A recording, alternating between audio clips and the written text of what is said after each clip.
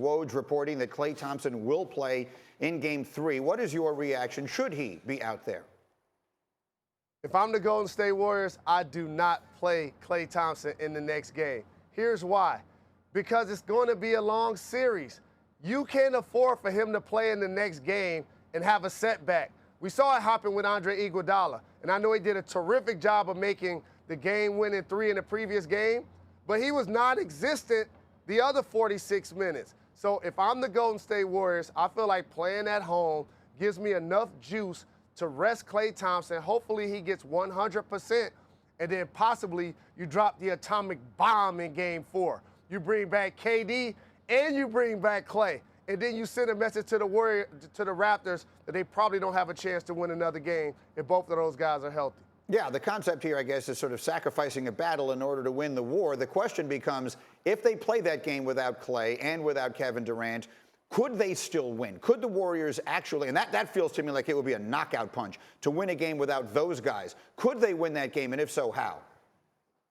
And I know you got 4 handsome former NBA players that are well-dressed in the studio and are doing an amazing job of articulating their points about basketball. But I have to just say this. The Toronto Raptors aren't done.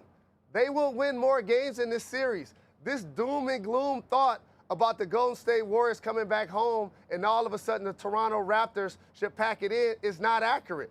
The 20-0 run was something we had not seen in the history of the NBA that the Golden State Warriors did in the third quarter. But you know what I haven't heard this morning? How the Toronto Raptors ended the game on a 10-0 run. And the Warriors had not scored a bucket until Andre Iguodala made that game-altering 3. So I understand the enthusiasm about what the Warriors are going to be able to do. And I'm no fool. If the Golden State Warriors were healthy going into this series, I would have picked them in 5. But since KD is hobbled, since Klay is hobbled, since I don't know what I'm going to get from Andre Iguodala throughout the game, I still have to feel like without 3 of your top 6 players playing at optimum level, this gives the Toronto Raptors a chance to extend this series. Yeah, and bear in mind, Jalen picked Toronto to win before the whole thing started, and I know that you're sticking with that for the moment. Let me just quickly get you on Kawhi, because there's been a good deal of conversation here. Jay Williams did a really nice job of breaking down what he sees as Kawhi just also not looking right, not looking like he's healthy right now either. What are you seeing from Kawhi, and what do you think the Raptors can get from him the rest of the way? Yeah, that's one of the things, Greeny, when I talked about making my pick that I saw from Kawhi Leonard is he was a guy in the previous series, while he was able to knock down the 3 and still be a lockdown defender, the explosiveness isn't there that took place early in the playoffs.